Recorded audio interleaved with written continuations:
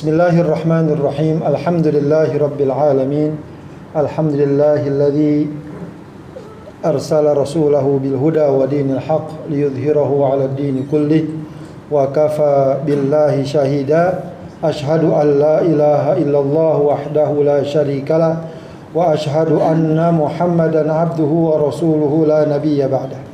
Allahumma fashalli wa sallim wa barik ala sayyidina wa habibina wa syafi'ina wa maulana Muhammadin wa ala alihi wa ashabihi wa man tabi'ahum bi ihsanin ila yaumiddin, amma ba'd. Para hadirin yang dimuliakan Allah Subhanahu wa taala, alhamdulillah di siang hari ini di tengah kesibukan kita dan rutinitas kita, Allah pertemukan kita dalam majlis ilmu ini. Mudah-mudahan pertemuan kita diberkahi dan diridhai Allah Subhanahu wa ta'ala. Amin ya rabbal alamin. Kita akan lanjutkan kajian kita membahas tafsir surat Al-Baqarah. Kita masuk sekarang pada ayat ke-68 dan seterusnya, yang berbicara tentang satu kisah yang karena ini surat ini dinamakan, ya. Jadi surat ini dinamakan Al-Baqarah yang artinya sapi betina. Itu memang terkait dengan penggalan kisah yang terdapat dalam surat ini, yaitu kisah Nabi Musa alaihissalam dengan kaumnya yang diminta untuk menyembelih seekor sapi betina, ya, yang dinamakan dengan Al-Baqarah, ya, dan dengan itulah surat ini dinamakan. A'udzubillahi minasyaitonir rajim. Qalu ud'u lana rabbaka yubayyin lana, ya, maaf. Wa idh qala Musa, ya, ayat 67 dan seterusnya. Wa idh qala Musa liqaumihi innallaha ya'murukum an tadhbahu baqarah. Qalu atattakhidhuna huzwa. Qala a'udzu billahi an akuna minal jahilin. Wa idz qala wadhkur, ingatlah ya Muhammad, wahai Rasulullah, ingatlah. Ini kisah Nabi Musa. Wa idz qala Musa liqaumi, ingatlah ketika Nabi Musa berkata kepada kaumnya. Ya. Ya, ini tentu kaitannya terjadi satu peristiwa pembunuhan yang tidak diketahui siapa pembunuhnya. Maka kaumnya Nabi Musa minta kepada Nabi Musa untuk mohon kepada Allah agar memberitahu siapa yang membunuh orang yang terbunuh ini. Ya, begitu, ya. Jadi kaumnya minta kepada Nabi Musa agar tanya atau berdoa kepada Allah untuk memberitahu siapakah pembunuh dari orang yang terbunuh tersebut. Maka Nabi Musa tentu saja mohon kepada Allah Subhanahu wa taala. Rupanya Allah memerintahkan Nabi Musa untuk memerintahkan kaumnya. Jadi kata Nabi Musa, innallaha ya'murukum an tadhbahu baqarah. Sesungguhnya Allah perintahkan kalian untuk menyembelih seekor onta betina, sapi betina. Ya. Maka mereka memberikan jawaban yang sedikit banyak menggambarkan beginilah, ya, perilaku Bani Israel kepada para nabinya, khususnya kepada Nabi Musa. Di satu sisi mereka merasa bangga bahwa di tengah bangsanya terdapat seorang nabi atau beberapa orang nabi, sehingga mereka merasa merekalah bangsa yang terbaik karena diutus para nabi kepada mereka. Di satu sisi mereka membanggakan demikian, namun di sisi lain, ya, klaim akan kebanggaan mereka itu tidak berbanding lurus dengan sikap mereka terhadap nabinya, yang semestinya adalah taat, patuh, mudah melaksanakan segala perintah dan semacamnya. Tapi mereka sering menampilkan sikap pembangkangan atau sikap, apa bahasa kita, ngeyel atas perintah dan ajaran nabinya. Ketika Nabi Musa mengatakan Allah telah perintahkan kalian untuk menyembelih seekor sapi betina, ya, urusannya sebenarnya mudah kalau dilandasi keimanan dan ketaatan. Tapi tidak bagi Bani Israel.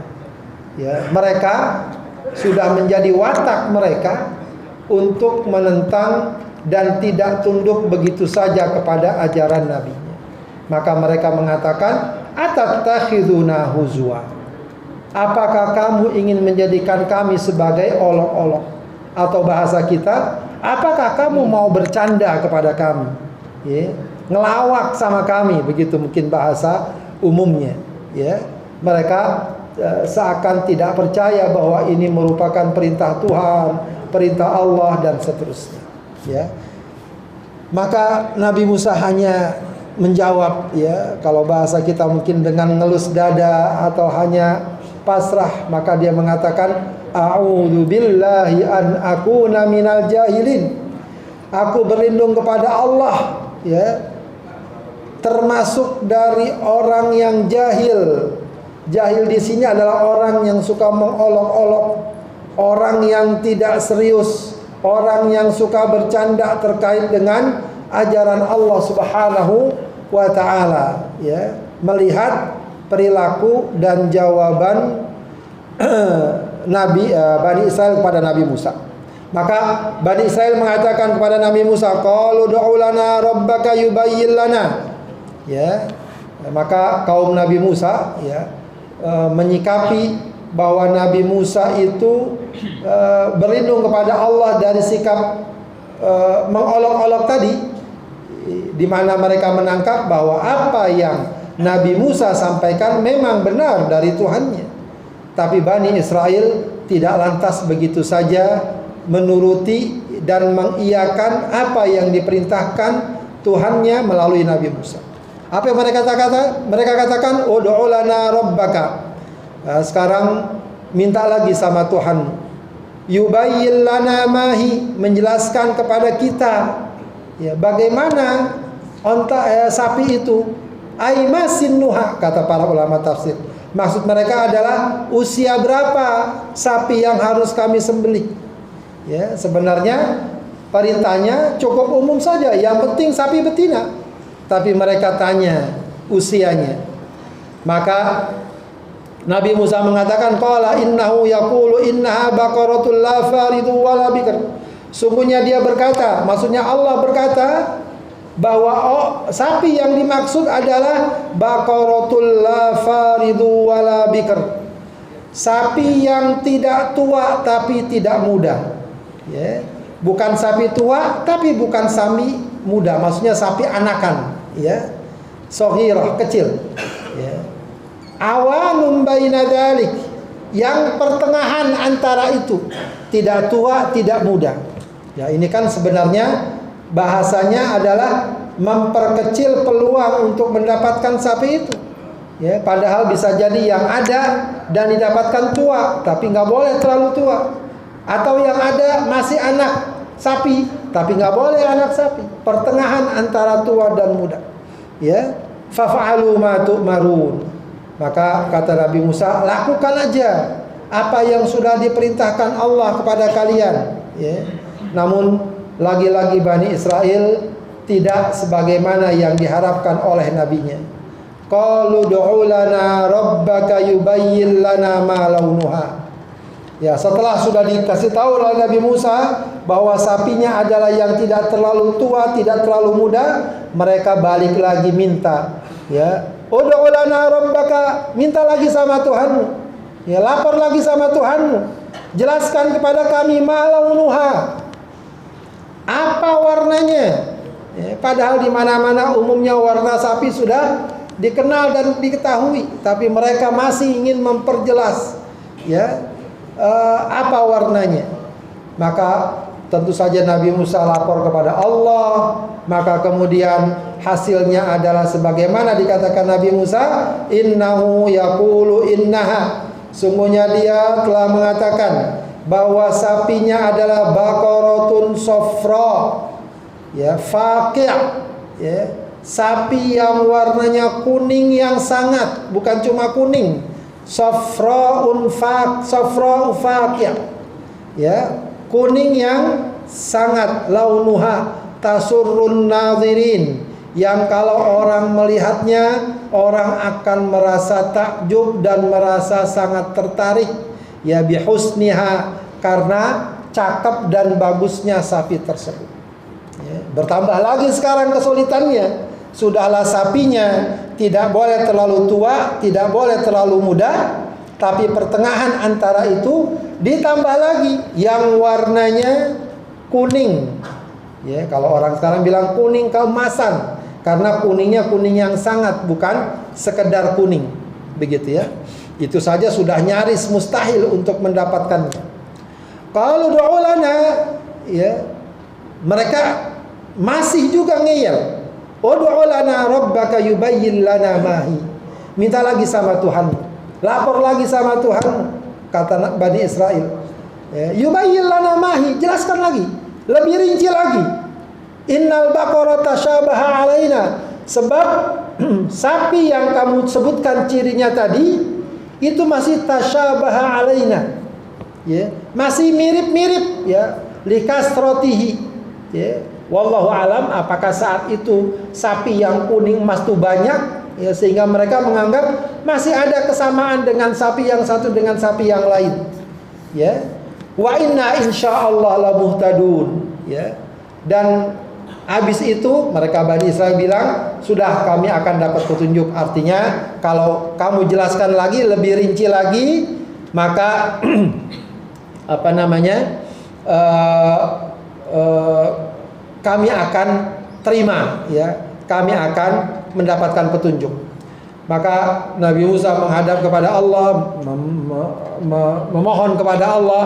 Kemudian hasilnya Nabi Musa laporkan, qala innahu yaqulu innaha baqaratul la dalulun tuthirul arda wa la tasqil harfa musallamatul la syiyata fiha. Ya, lebih detail lagi. Kata Nabi Musa, sungguhnya dia berkata, Allah berfirman bahwa sapi yang dimaksud adalah la dalulun. La dalulun artinya ghairu mudzallalah. Sapi yang tidak dijinakkan. Untuk apa? Bil amal, untuk diajak bekerja. Ya, jadi bukan sapi yang sudah jinak, ya, yang memang bisa disuruh ke sana kemari untuk keperluan bekerja. Ya, kalau orang-orang tua kita dulu, sapi itu untuk membajak sawah misalnya. Bukan sapi yang itu, tapi sapi yang liar, yang tidak digunakan untuk bekerja. Tuthirul arda, ya, yang digunakan untuk membajak sawah, mengolah tanah, ya. Wala tasqil harsa, juga bukan sapi yang digunakan untuk nyiram tanaman.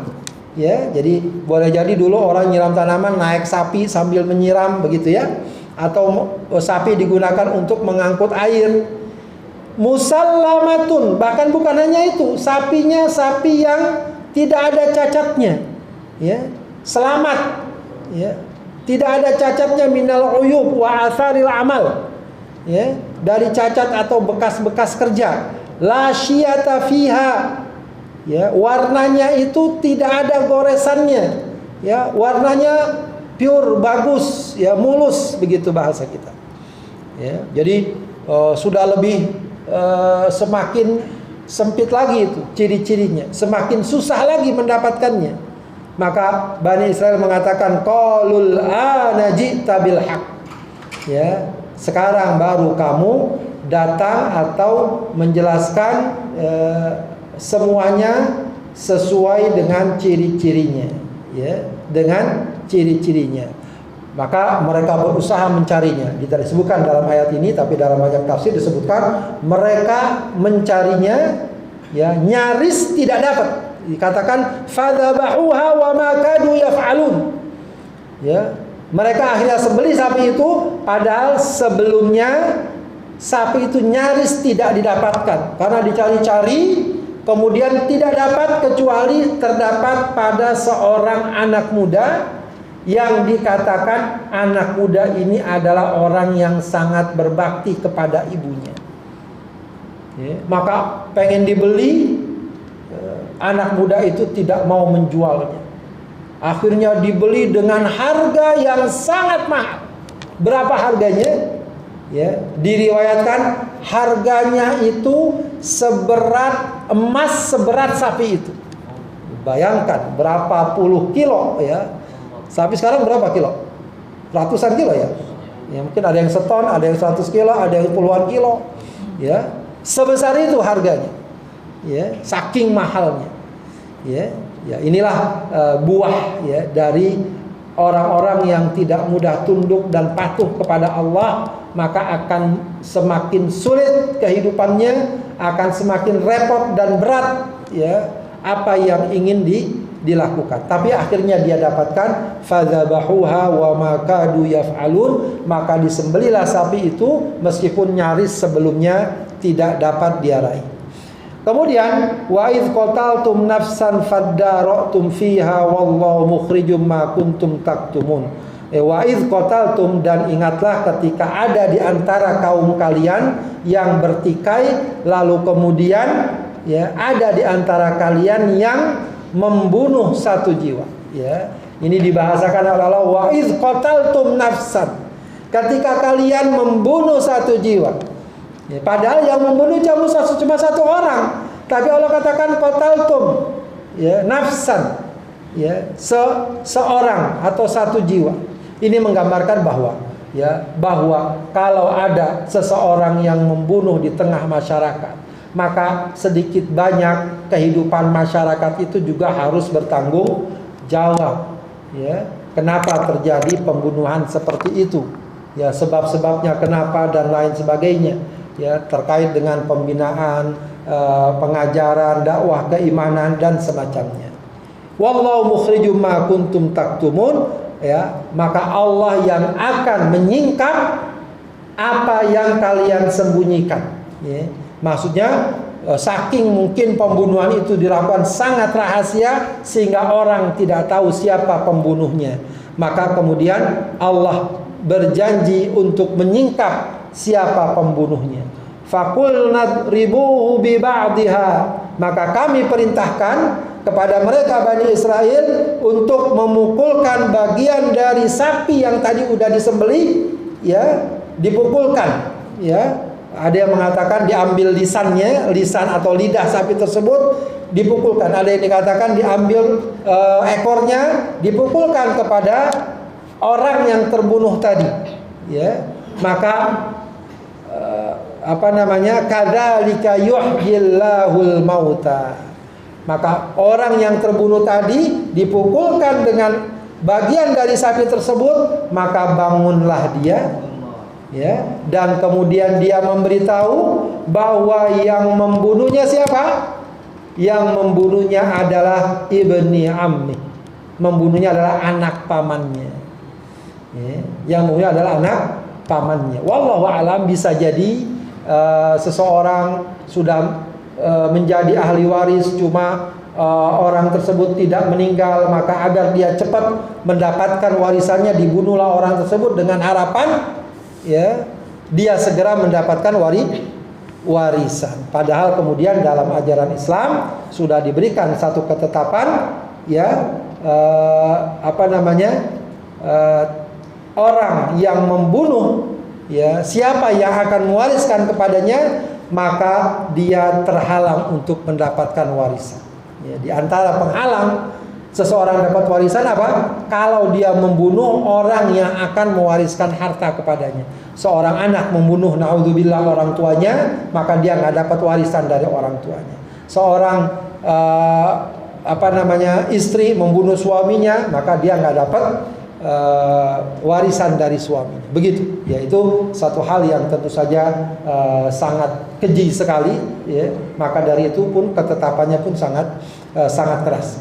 Ya, kadzalika yuhyillahul mauta, demikianlah Allah dapat menghidupkan yang mati, wa yuriikum ayatihi, dan Allah perlihatkan kepada kalian tanda-tandanya, la'allakum ta'qilun, agar kalian berakal. Berakal di sini maksudnya apa? Agar kalian sadar, menyadari kekuasaan Allah, ya, Allah yang Maha Kuasa, yang menghidupkan yang mati, ya, dan juga tentu saja nanti di hari kiamat Allah akan membangkitkan kembali, menghidupkan manusia yang telah mati.